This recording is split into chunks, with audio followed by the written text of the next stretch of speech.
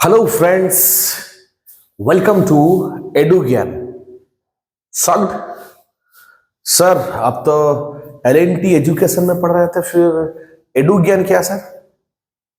Yes, let me to explain. Myself Manoranjan Patra and edu gyan is our new youtube channel. Okay, I am continuing this channel from today onwards, so my request to all my viewers, to all my subscribers, please subscribe this channel so that we will continue and we will fulfill our promises that I have done for you. चलिए मैं इसका थोड़ा कहानी बताता हूं, मैं क्यों कि एक नया YouTube चैनल यानी कि एडू ज्ञान पर क्यों ये चीज शुरू कर रहा हूं। अच्छा, पहले मैं एल&टी एजुकेशन में आप लोग को पढ़ा रहा था। L and T education is my own channel and Edu Gyan is also my own channel. ये दोनों चैनल मेरा है। ओके, तो प्रॉब्लम क्या है ना, मैं आपको 3 टाइप का कोर्स प्रोवाइड करता हूं। ओके, 3 टाइप का कोर्स यानी कि एक कोर्स है कि जो बंदे 10th class Odia medium, okay, HSC यानी कि हाई स्कूल सर्टिफिकेट या उड़िया मीडियम में पढ़ते हैं, जो 10th बोर्ड का एग्जाम प्रिपरेशन करते हैं, मैं उन लोगों को पढ़ाता हूं। इसलिए उन लोगों का जो मीडियम ऑफ एजुकेशन होता है वो है उड़िया का होता है। ओके, और those who are preparing for the competitive examination, तो जो कॉम्पिटिटिव एग्जामिनेशन के लिए प्रिपरेशन करते हैं तो उन लोगों के लिए तो एनसीईआरटी चाहिए। मैं पहले से बोल चुका हूं, NCERT is the mother of all the competitive examination कितना छोटा भी हो या फिर कितना बड़ा भी हो। सिविल सर्विस एग्जामिनेशन जो इंडिया का टॉप मोस्ट एग्जाम है, यानी कि वर्ल्ड रैंकिंग में उसका रैंक नंबर 2 आता है, उसके लिए भी एनसीईआरटी पढ़ना बहुत जरूरी है। क्लास 6 से लेकर क्लास 12 तक, क्लास 10 तक आपको history, geography, polity, environment, science and tech, okay, ये सब चीज के ऊपर आपका फंडामेंटल्स डिपेंड करते हैं, उसको पढ़ना चाहिए। ओके, तो उसका जो लैंग्वेज होता है, मैं जो पढ़ाता हूं वो आपका हिंदी और अंग्रेजी रहता है। Clear?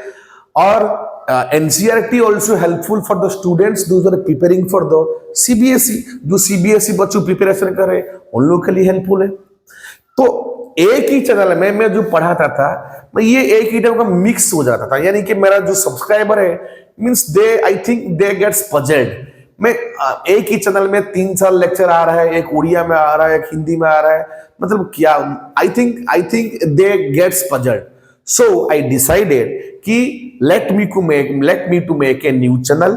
That's why I have made a new channel and my channel name is Edu Gyan. Okay, Edu Gyan. So I'm writing here. The new channel is Edu Gyan. Just 1 second. I will show you everything. Yes, our new channel is Edu Gyan. EDUGYAAN,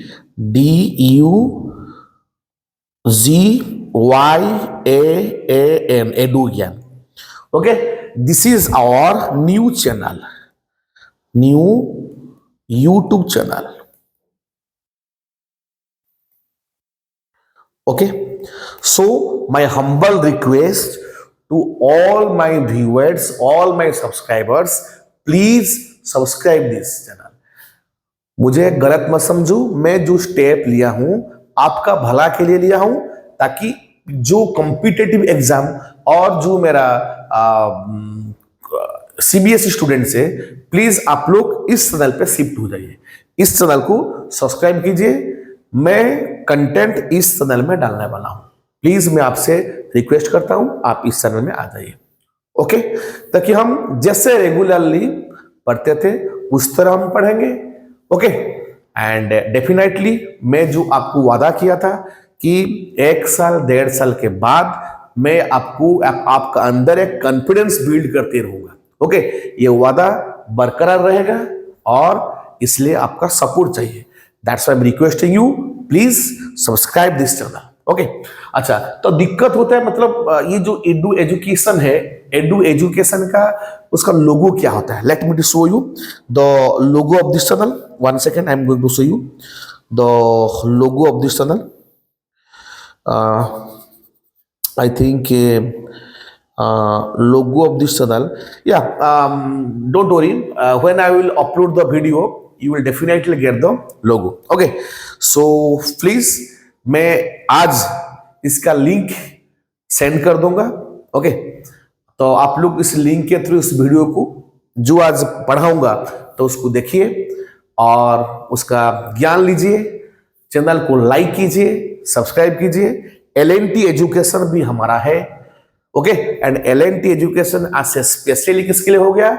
जो बच्चे जो मेरे उड़ीसा के हैं, जो बच्चे Orissa 10th board के लिए प्रिपरेशन करते हैं, उन लोग के लिए हो गया. उन लोग का लाइव क्लास उधर होगा, जो हमेशा होता है लाइव क्लास 9:40 से लेकर 10:30 तक होता है लाइव क्लास रात को, तो वो कंटिन्यू रहेगा. प्लस उनका बीच बीच में मतलब क्लास भी मैं डालता रहूंगा. ओके, और ये जो एडू ज्ञान है, इस एडू ज्ञान चैनल में मैं आप लोग के लिए सिर्फ competitive examination, let's crack government job जो हमारा था, तो उसको हम फुलफिल करेंगे. ओके, और उसमें हम क्या करेंगे, जो कमिंग 1 दिसंबर 1 से हम लोग शुरू करने जा रहे हैं एनसीईआरटी क्लास 10 का. कि इधर क्वेश्चन आता है कि सर आपने बोले थे कि क्लास 6 कंटिन्यू करेंगे, फिर उसके बाद क्लास 7, 8, 9, 10. हाँ, मैं आपको ये चीज बोला था. क्लास 10 में इसलिए कर रहा हूं क्योंकि मेरे पास जो क्लास 10 सीबीएसई बच्चे पढ़ रहे हैं, उन लोग का एग्जाम आई थिंक फरवरी महीने शुरू होने वाले हैं. तो इसको मतलब उनका डिमांड को फुलफिल करने के लिए मैं दिसंबर, जनवरी और फरवरी ये 3 महीना मैं क्लास 10 का रिवाइज करूंगा. ओके, मेनली उनका SST, history, geography, polity, economics and science. Okay, तो इन 4 सब्जेक्ट को मैं क्या करूंगा, रिवाइज करूंगा. तो उन लोग के लिए हेल्पफुल होगा और आप लोग के लिए हेल्पफुल होगा. और जो कॉम्पिटिटिव एग्जाम होता है, मैं कॉम्पिटिटिव एग्जाम के लिए हर डे एक लेक्चर में डालता रहूंगा. ओके, तो एज पर द स्केड्यूल, तो हमारा क्या था कि हमारा लेक्चर अब तक कंप्लीट हो चुका है. तो sorry, as per the schedule, तो हमारा आज इंडियन पॉलिटी था. ओके, तो इंडियन पॉलिटी में आज हम क्या पढ़ने वाले हैं कि यूनियन एग्जीक्यूटिव. ओके, हम ऑलरेडी कॉन्स्टिट्यूशन खत्म कर चुके हैं. कॉन्स्टिट्यूशन का जो हिस्ट्री था उसको भी खत्म कर चुके हैं. उसका जो बैकग्राउंड था, प्रीएम्बल भी खत्म कर चुके थे. और जो डिफरेंट टाइप्स ऑफ रीड से, फंडामेंटल राइट से, उसको भी हम खत्म कर चुके हैं. ओके, फंडामेंटल ड्यूटीज को भी हम खत्म कर चुके हैं. तो आज हम पढ़ने वाले हैं यूनियन एग्जीक्यूटिव. ओके, तो यूनियन एग्जीक्यूटिव जो आपका पार्ट भी हमारा संविधान, इंडियन कॉन्स्टिट्यूशन का पार्ट भी में इसको एनसाइन किया गया है. ओके, तो यूनियन एग्जीक्यूटिव के अंडर में हम पढ़ने वाले हैं the president of India, vice president of India, prime minister of India and the council of ministers, attorney general of India. तो वन बाय वन हम उनके बारे में पढ़ेंगे. तो आज का सेशन जो होने वाला है वो होने वाला है प्रेसिडेंट. ओके, तो प्रेसिडेंट एक इंपोर्टेंट चैप्टर है. ओके, तो हर एग्जाम में प्रेसिडेंट में क्वेश्चन आता है. तो मैं आज प्रेसिडेंट को खत्म करूंगा और इस लेक्चर खत्म होने के बाद मैं आपको एक मतलब भारत का जो प्रेसिडेंट अब तक जो हुए हैं, तो उनका एक मतलब छोटा सा चार्ट मैं आपका सामने प्रेजेंट करूंगा. Okay, so let us start the chapter without delay, the president. Okay, so let me to check everything is correct or not. Yes, everything is correct. Let me to start. तो मैं आग्रह करूंगा कि आप इस lecture को अंत तक देखें और अच्छा लगे तो लाइक कीजिए, शेयर कीजिए, सब्सक्राइब कीजिए, ताकि अच्छा कंटेंट हम इस प्लेटफॉर्म पर आपको दिलवा सके. ओके, सो जो हमारा जो एम था कि इस एम को हम फुलफिल करके रहेंगे, यानी कि हम होंगे कामयाब. Okay, so let us start. President. President union executive का हेड होते हैं. तो यूनियन एग्जीक्यूटिव का हर काम प्रेसिडेंट की नाम से चलता है. Okay, so president is the head of the union executive. मैं आपको पहले से बोल चुका हूं कि हर गवर्नमेंट का 3 अंग होता है. There are 3 different organs of government. One is legislative, second one is executive and third one is judiciary. और लेजिस्लेटर का काम क्या होता है? Legislators they make the laws for the country. Executives, they just implement the laws made by the legislators. And judiciary is a separate body, and Article 50 clearly divides and distinguishes the power between executive and judiciary. So executive होता है, executive का काम होता है laws को implement करना. और executive head कौन होता है?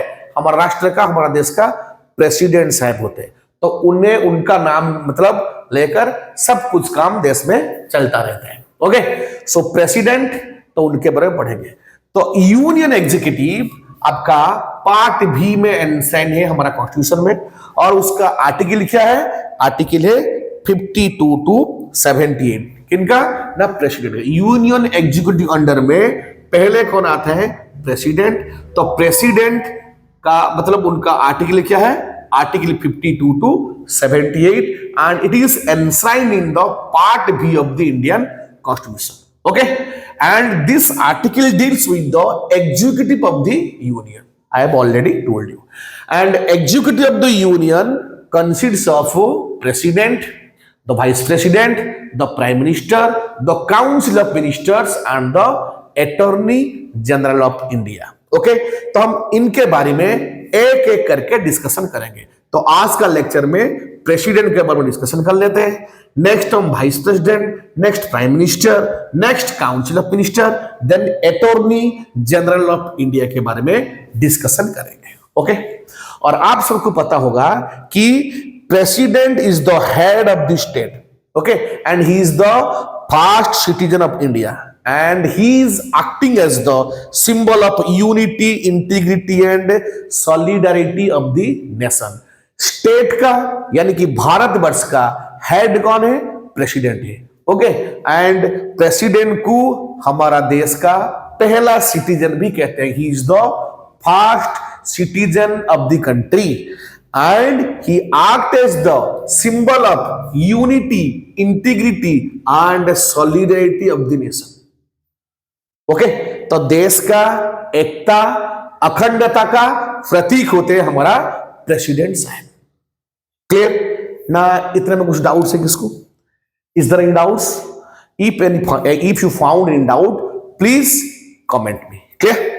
Then just look at the article 52, and article 52 talks about there shall be a president of India. Okay, article 52 talks about there shall be a president of India, यानी कि भारतवर्ष में एक president होना चाहिए. Clear? अच्छा, तो आर्टिकल 53 क्या है? Article 53 talks about the executive power of the union. Okay, तो आर्टिकल 53 में तो एग्जीक्यूटिव पावर क्या होना चाहिए यूनियन गवर्नमेंट का, ये एनसाइन किया गया है. क्लियर? अच्छा, हमारा कॉन्स्टिट्यूशन का हेड कौन है? ना, head of the constitution is the president. Okay, and he is also called as the de jure head और नॉमिनल एग्जीक्यूटिव और just a symbolic head. Okay, कहते हैं प्रेसिडेंट कॉन्स्टिट्यूशनल हेड है, संविधान का हेड, मुखिया कौन है? प्रेसिडेंट है. ओके, और उन्हें क्या कहते हैं? ही इज द डी जोरी पावर. डी जोरी, एक होते हैं डी जोरे, एक होता है डी फैक्टो. मैं आपको एक डिफरेंस समझाता हूं. प्रेसिडेंट और प्राइम मिनिस्टर, कॉन्स्टिट्यूशन और स्टेट का हेड कौन है? प्रेसिडेंट है. क्लियर? गवर्नमेंट का हेड कौन है? प्राइम मिनिस्टर है. प्रेसिडेंट को क्या कहते हैं? डी जोरे पावर उनके पास है. प्राइम मिनिस्टर के पास क्या है? डी फैक्टो पावर, यानी कि real power. Okay, the real power vested in the prime minister, and constitution का हेड कौन है हमारा ना, president, and president is the head of the executive, तो एग्जीक्यूटिव का हेड होते हैं कौन, प्रेसिडेंट। ओके, नॉमिनल पावर कौन है, प्रेसिडेंट, रियल पावर कौन है, prime minister. Okay, nominal power हम मानते हैं कि पावरफुल कौन है, president, but the real power has vested on the prime minister. Clear, so that is the difference. Government का हेड है प्राइम मिनिस्टर, कॉन्स्टिट्यूशन और स्टेट का हेड कौन है, president, president de jure power, prime minister defective power. Okay, nominal head and he is the real head. Okay, and president is the symbol of the unity, integrity and solidarity of the nation. Clear? Okay, then let us talk about article 58। तो article 58 talks about the qualification required to become a president. Okay, तो article 58 में ये एंशन किया गया है एक president होने के लिए क्या क्या क्वालिफिकेशन होना चाहिए, what must be the qualification to become the president of India. Okay, and article 59 some conditions है। So let's talk about the qualifications and conditions required to become the president of India, and article 60 talks about the oath of the president। तो article 60 तो president का oath के बारे में जिक्र करता है। क्लियर? तो अब तक क्लियर है या फिर इसमें कुछ डाउट्स है? ये जो आर्टिकल्स मैं बोल रहा हूं, this are the very very important articles, तो इसे आपको याद रखना पड़ेगा। Okay, sorry. तो अब हम चलते हैं पढ़ने के लिए what are the basic qualifications and conditions required to become the president of India. Okay, so these are the conditions, these are the qualifications that we have to fulfil. First one is he or she must be the citizen of India। The first qualification required, he or she must be the citizen of India। Okay, and minimum age should be 35। तो उनको 35 या 35 से ज्यादा as होने से चलता है। Okay, qualification क्या होता है ना, qualification he should be elected as the member of, not mother, member of, mistake, member of Lok Sabha.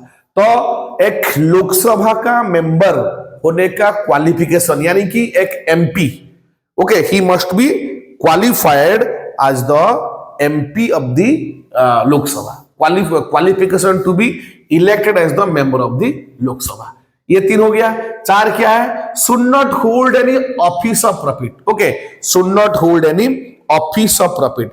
Okay, तो what is the meaning of office of profit? Office of profit means जो president होने वाले हैं neither वो central government nor state government में कोई लाभजनक मतलब position या सेंट्रल गवर्नमेंट के अंडर में या स्टेट गवर्नमेंट के अंडर में अगर वो कहां पर जॉब कर रहे हैं तो उन्हें त्याग करना पड़ेगा, नहीं तो प्रेसिडेंट नहीं बन सकते। Okay, should not be hold any office of profit. Okay, so also private, और अगर कोई प्राइवेट सेक्टर में जॉब कर रहे हैं उनका कहां पर ये है तो उसे भी त्याग करना पड़ेगा। नेक्स्ट क्या है, shall not be member of either house of the parliament. मैं आपको बोल चुका हूं पहले से, हमारा पार्लियामेंट, लोकसभा, राज्यसभा और प्रेसिडेंट, इन तीनों को मिलाकर हमारा क्या है, हमारा पार्लियामेंट है। पर प्रेसिडेंट साहब ना लोकसभा का मेंबर है ना राज्यसभा का मेंबर है, ये आप सबको पता होना चाहिए। Okay, shall not be the member of either house of the parliament, यानी कि he must not be the member of Lok Sabha and Rajya Sabha. Okay, अच्छा, जब वो अपना इलेक्शन का नॉमिनेशन फाइल मतलब प्रेजेंट करते हैं तो नॉमिनेशन फाइल के टाइम में उनको 50 सपोर्टर और 50 सेकेंडर की जरूरत होती है।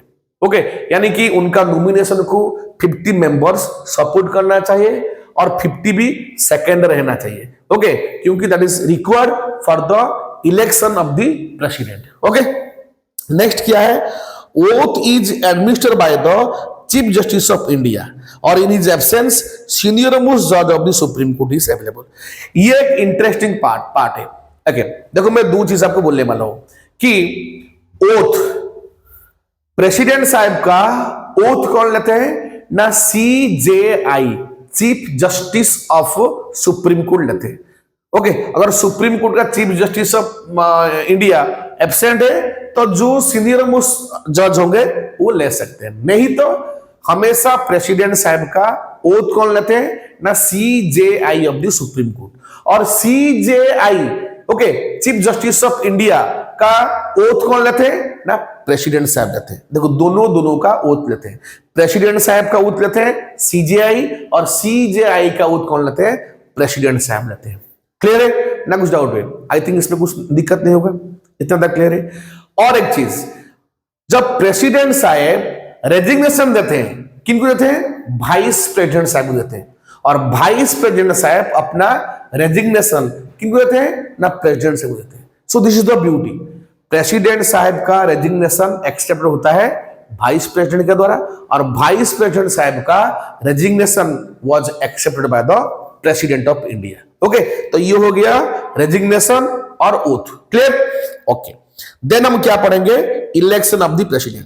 तो इससे जाने से पहले मैं ये चीज को और एक बार आपसे बोल देता हूं, मैं आपको दोबारा बोल देता हूं, article 60 talks about the oath of the president. Now let us again discuss qualifications and conditions required to become the president of India. So these are the following conditions. First one is he or she must be the citizen of India, Bharat का नागरिक होना चाहिए। Second condition, उनका minimum age 35 होना चाहिए, 35 से ज्यादा होना और भी अच्छा है। ओके, क्वालिफिकेशन क्या है, he should be qualified to be elected as the member of Lok Sabha. Okay, तो उनका क्वालिफिकेशन क्या होना चाहिए, यानी कि वो एक लोकसभा का एमपी हो, मतलब एज ए इलेक्टेड एमपी होने का उनके पास क्वालिफिकेशन होना चाहिए।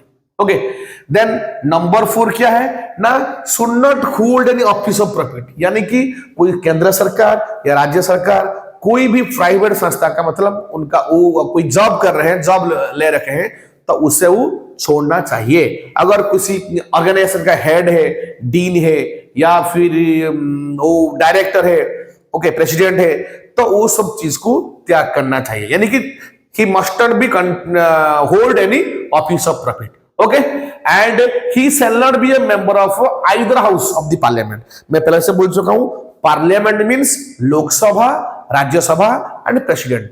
Lok Sabha is called as the lower house, Rajya Sabha is called as the upper house, और प्रेसिडेंट साहब नाइदर लोकसभा न राज्यसभा का मेंबर होते हैं। Okay, that should be confined.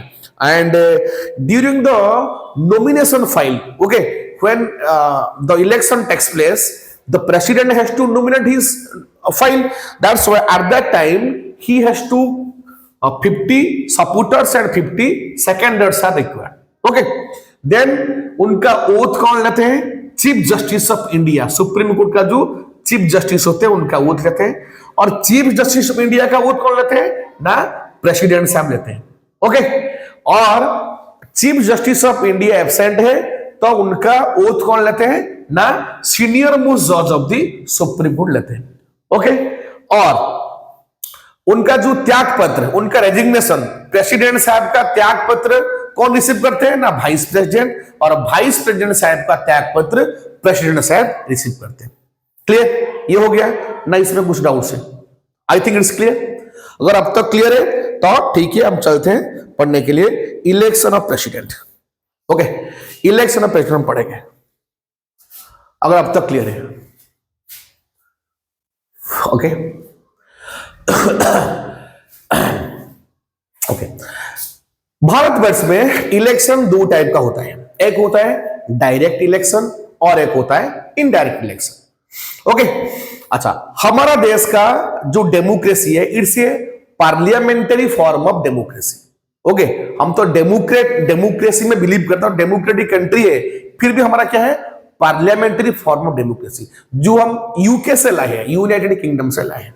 Okay, अच्छा, हमारा जो प्रेसिडेंट साहब का इलेक्शन होता है वो डायरेक्ट इलेक्शन नहीं होता है, वो इनडायरेक्ट इलेक्शन होता है। उसका कॉलेजियम सिस्टम होता है। ओके, प्रोपोर्शनल रिप्रेजेंटेटिव के साथ उनका इलेक्शन होता है। तो इसमें हम जो आम आदमी डायरेक्टली पार्टिसिपेट नहीं कर पाते। तो कभी कभी कमेंट आता है, अगर हम कहते हैं कि the head of the state is president, तो उनका इलेक्शन डायरेक्ट होना चाहिए, फिर ये इनडायरेक्ट तरीके से क्यों होता है? देखो, मैं पहले से बोल चुका हूं, president is the de jure power, the main power is vested on the prime minister. और हमारा भारत का जो मतलब संविधान है, और संविधान में क्या कहते हैं ना, we are the parliamentary form of the democracy. तो पार्लियामेंट्री फॉर्म ऑफ डेमोक्रेसी में तो प्रेसिडेंट से ज्यादा पावरफुल कौन होते हैं? Prime minister. तो उनका जो इलेक्शन होता है प्राइम मिनिस्टर का, वो डायरेक्ट इलेक्शन होता है। ओके, तो हम लोग एमपी को इलेक्ट करते हैं, डायरेक्टली वोट देते हैं, और वो जाके गवर्नमेंट फॉर्मेशन करते हैं। तो उनमें से प्राइम मिनिस्टर और काउंसिल मिनिस्टर हम मतलब क्या करते हैं, हमको मिलता है। पर प्रेसिडेंट के लिए हम डायरेक्टली वोट नहीं कर सकते, ये हमारा नियम नहीं। ओके, तो उसके लिए क्या होना चाहिए ना, अगर देखो, अगर प्रेसिडेंट का इलेक्शन फिर हम डायरेक्ट करेंगे तो सोच लो कि कितना पैसा खर्चा हो जाएगा। एक प्राइम मिनिस्टर इलेक्शन में बहुत सारा पैसा खर्चा होता है, क्योंकि ऑल ओवर इंडिया में मतलब इलेक्शन होता है, 543 सीट में इलेक्शन होता है। ओके, तो उसके लिए तो कितना सारा पैसा खर्चा होता है। फिर अगर हम प्रेसिडेंट इलेक्शन को फिर दोबारा डायरेक्ट करेंगे तो सोच लो कि कितना पैसा खर्चा हो जाएगा। तो इसलिए हम ये भी एक रीजन है कि कह सकते हैं कि हम प्रेसिडेंट का इलेक्शन को डायरेक्ट नहीं करते, वो इनडायरेक्ट वे में होता है। एंड जो प्रेसिडेंट का जो इलेक्टोरल होता है, इलेक्टोरल कॉलेजियम होता है, तो इसमें कौन कौन पार्टिसिपेट करते हैं, let us look. Okay, let us look कि who are the members and who has the power to vote the election of the president. Okay, पहले सुन लो, the elected member of both houses of the parliament. मैं क्या बोला? Elected members of both houses of parliament, यानी कि लोकसभा और राज्यसभा। लोकसभा और राज्यसभा का जो इलेक्टेड मेंबर होते हैं, okay, they participate in the election. Sir only elected members? Yes, only elected MPs, neither nominated, कोई नॉमिनेटर वाला इसमें पार्टिसिपेट नहीं करता है, ओनली इलेक्टेड। क्लियर? सेकेंड कौन है ना, the elected members of the legislative assembly of the state. Bharatvarsh में 28 स्टेट है, तो इन 28 स्टेट में हर स्टेट में क्या क्या एक लेजिस्लेटिव असेंबली है। एक क्या है? लेजिस्लेटिव असेंबली है। तो हर लेजिस्लेटिव असेंबली का जो इलेक्टेड एमएलए है, यानी कि मेंबर ऑफ लेजिस्लेटिव असेंबली, जो जो इलेक्टेड है, नॉमिनेटेड नहीं होगा, और एमएलसी भी इसमें पार्टिसिपेट नहीं कर सकता। ओके, एमएलसी यानी कि member of legislative council, they are not participating in this election, only MLA, elected member of the legislative assembly, they can take part. And apart from this कौन कर सकते हैं ना, the elected members of the legislative assembly of UT, union territories of Delhi and Puducherry and Jammu Kashmir. Okay, अच्छा, तो आपको पता है कि हमारा Delhi, Puducherry and Jammu and Kashmir, they are the union territories जो directly govern by the union government. Okay, and union government through president has appointed the lieutenant governor, those who are directly governing them. But national capital Delhi, Puducherry and Jammu Kashmir, in 3 union territory में उन्हें special power मिला है, उनका legislative assembly है। Okay, तो इन 3 union territory में legislative assembly है, और लेजिस्लेटिव असेंबली में जो इलेक्टेड मेंबर्स होते हैं, जो इलेक्टेड एमएलए होते हैं, they can participate in this election. They can participate in this election. Clear? और एक बार बोल लो कि कौन कौन इस इलेक्शन में पार्टिसिपेट करते हैं। पहले से बोल चुका हूं, द इलेक्टेड मेंबर्स ऑफ और elected MPs of both house of the Lok Sabha, Rajya Sabha and Lok Sabha. Okay, parliament. Then second कौन है ना, elected members of the legislative assemblies of the state. 28 state का जो इलेक्टेड एमएलएज होते हैं हर लेजिस्लेटिव असेंबली का, they can participate. Okay, third क्या होता है ना, elected members of the legislative assembly of union territories Delhi, Puducherry and Jammu and Kashmir. तो दिल्ली, पुदुचेरी और जम्मू एंड कश्मीर, ये 3 हमारा यूनियन टेरिटरी है, फिर भी उनका एक एक स्टेट लेजिस्लेटिव असेंबली है, और उनका स्टेट लेजिस्लेटिव असेंबली में जो इलेक्टेड मेंबर होते हैं, जो इलेक्टेड एमएलए होते हैं, वो लोग इसमें पार्टिसिपेट करते हैं। इसमें कोई नॉमिनेटेड वाला पार्टिसिपेट नहीं कर सकता इस इलेक्शन में। क्लियर? तो ये होता है उनका इलेक्शन प्रोसीड्यूर।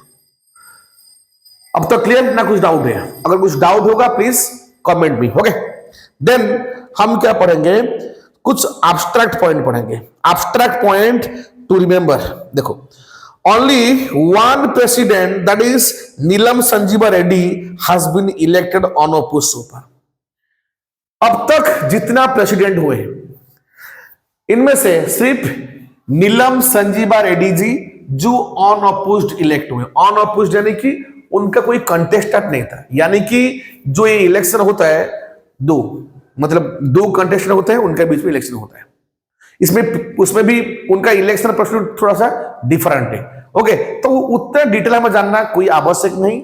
ओके, बस जो चीज मैं पढ़ा रहा हूं, जो कंटेंट मैं दे रहा हूं कॉम्पिटिटिव एग्जामिनेशन के लिए, यानी कि आपका जो ग्रुप बी, ग्रुप सी और ग्रुप डी के लिए, दैट इज एनफ। ओके, जो नीलम संजीवा रेड्डी जी जो इलेक्ट हुए थे ऑन अपोज, इनका कोई कंपिटेंट नहीं थे।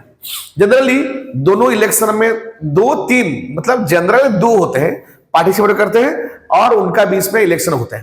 तो ये जब प्रेसिडेंट हुए थे तो उनके सामने कोई उनका कॉन्टेस्टेंट नहीं था, उनका कोई ऑपोजिशन नहीं था, तो उन्हें सिर्फ क्या ऑन अपोज्ड, मतलब वो ऐसे ही बन गए थे। अच्छा, भारत का संविधान में ऐसा कुछ प्रावधान है कि एक आदमी कितना बार प्रेसिडेंट बन सकता है? ये कुछ नहीं है, प्रावधान नहीं, यानी कि अगर आप चाहे तो 2 बार 3 बार 4 बार बन सकते हो।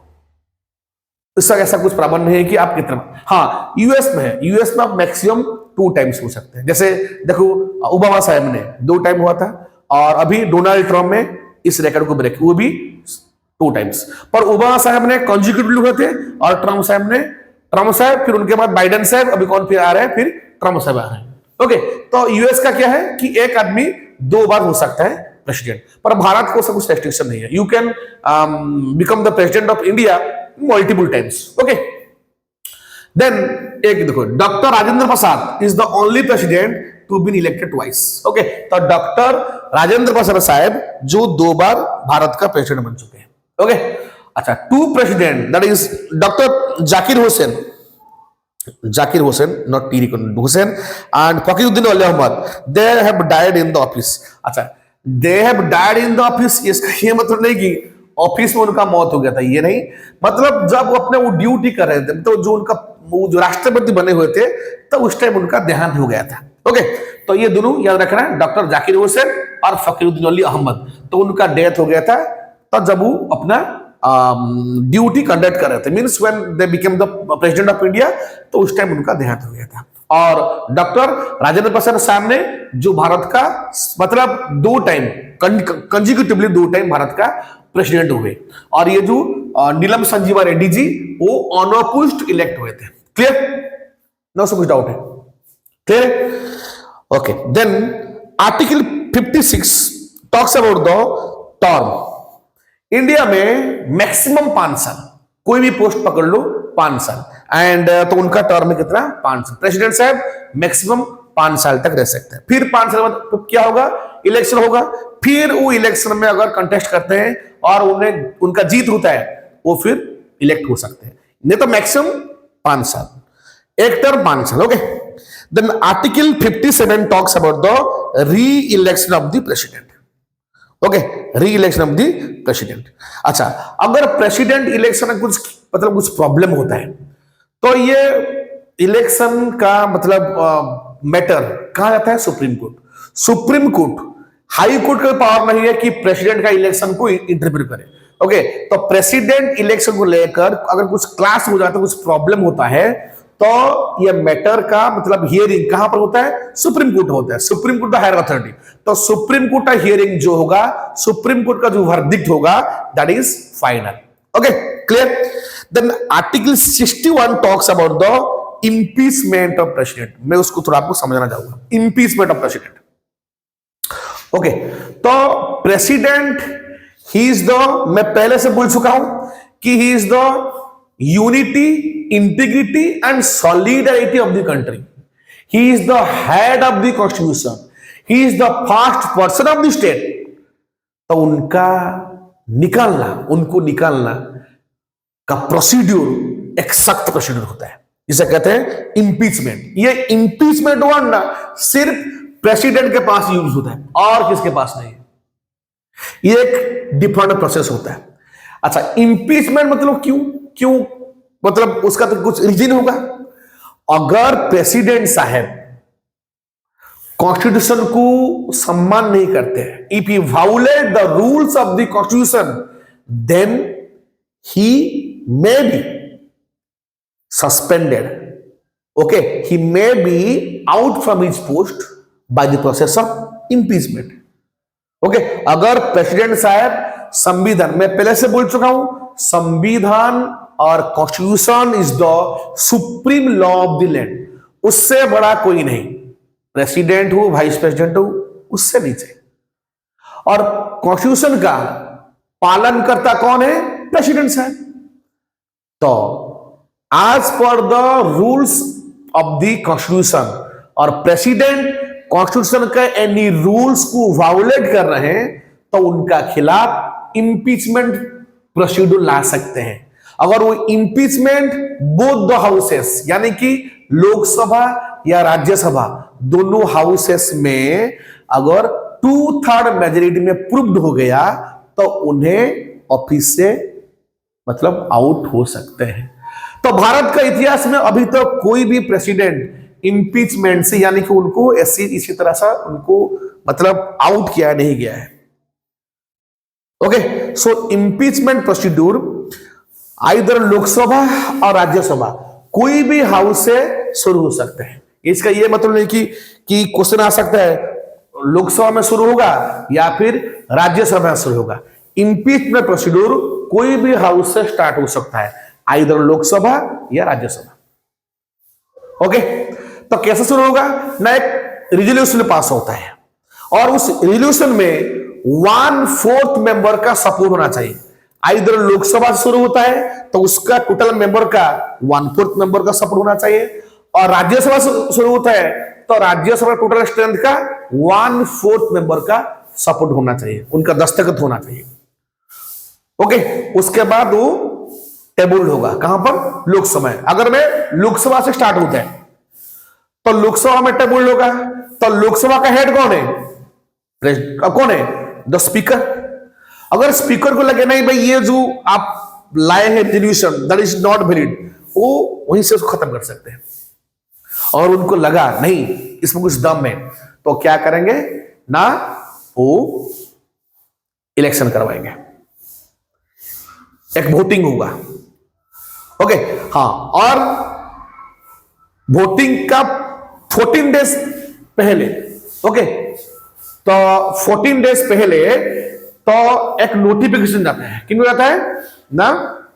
आपका प्रेसिडेंट साहब को एक नोटिफिकेशन जाता है, तो वो भी चाहे तो वो प्रेजेंट कर सकते हैं पार्लियामेंट में, वो अपना पक्ष भी रख सकते हैं। ओके, तो जो वोटिंग होता है तो लोकसभा में अगर 2/3 मेजोरिटी में वो रिजोल्यूशन पास हो गया, फिर वो कहां जाएगा? राज्यसभा। फिर राज्यसभा में सेम प्रोसीड्यूर। ओके, उधर जो प्रेसिडेंट है यानी कि वाइस प्रेसिडेंट, तो उसका इलेक्शन करवाएंगे। अगर राज्यसभा में अगेन 2/3 मेजोरिटी में वो रिजोल्यूशन पास हो जाता है, देन प्रेसिडेंट साहब आपको जाना पड़ेगा। तो भारत के इतिहास में अब तक ऐसा किसी का नहीं हुआ है। सो इंपीचमेंट भारत के इतिहास में अब तक नहीं हुआ है। अगर नहीं होगा क्योंकि it's a very complex process, it's a quasi judicial process, a very complex process, वो नहीं हो सकता, फुलफिल नहीं हो सकता। Okay, so article 61 talks about the impeachment of the president. Okay, president addresses his और हर रेजिग्नेशन टू वाइस, मैं पहले से बोल चुका हूं, प्रेसिडेंट साहब अपना रेजिग्नेशन वाइस प्रेसिडेंट साहब को देते हैं और वाइस प्रेसिडेंट साहब अपना रेजिग्नेशन प्रेसिडेंट साहब देते हैं। कितना ब्यूटीफुल रिलेशनशिप है ना? क्लियर। और नेक्स्ट हम क्या पढ़ेंगे? Powers of the president. तो अब तक जितना कंप्लीट हो चुका है, आई थिंक इट्स क्लियर।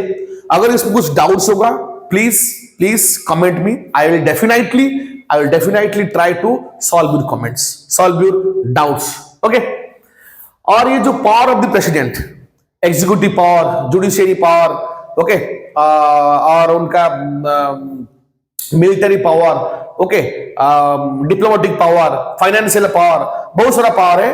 तो इससे पावर से लेकर एंड तक हम डिस्कशन करेंगे नेक्स्ट क्लास में। कल उनका V2 पावर होते हैं उसको पढ़ेंगे, इमरजेंसी पावर होते उसको पढ़ेंगे। ओके, अब तक जो बाकी रहा और एक क्लास में उसको कंप्लीट करेंगे, क्योंकि एक लॉन्ग चैप्टर है प्रेसिडेंट। ओके, तो तब उसको नेक्स्ट क्लास में उसको कंप्लीट करेंगे, यानी कि कल इसको हम क्या करेंगे, कंप्लीट करवा देंगे। तो आशा करता हूं आज का क्लास आपके लिए बहुत इंफॉर्मेटिव होगा। सो प्लीज, ये हमारा न्यू चैनल है, इस चैनल का नाम है एडू ज्ञान। ओके, एंड मैं रिक्वेस्ट करता हूं जो मेरा दोस्त, जो फ्रेंड्स, जो मेरा स्टूडेंट्स LNT एजुकेशन में है, please they subscribe my channel edu ज्ञान, क्योंकि अब से LNT एजुकेशन में सिर्फ क्लास 10 बच्चे जो उड़िया मीडियम के हैं, तो उनका एग्जाम का प्रिपरेशन करवाऊंगा। और इस चैनल में those who are preparing for the competitive examinations and those who are the CBSE students, तो उनका प्रिपरेशन इस एडू ज्ञान में होगा। आशा करता हूं आज का लेक्चर बहुत इंफॉर्मेटिव होगा। प्लीज लाइक कीजिए, शेयर कीजिए एंड सब्सक्राइब कीजिए, ताकि इस तरह अच्छा कंटेंट हम आपके लाभ है। सो आज के लिए इतना। जय हिंद, जय Jagannath, have a nice day.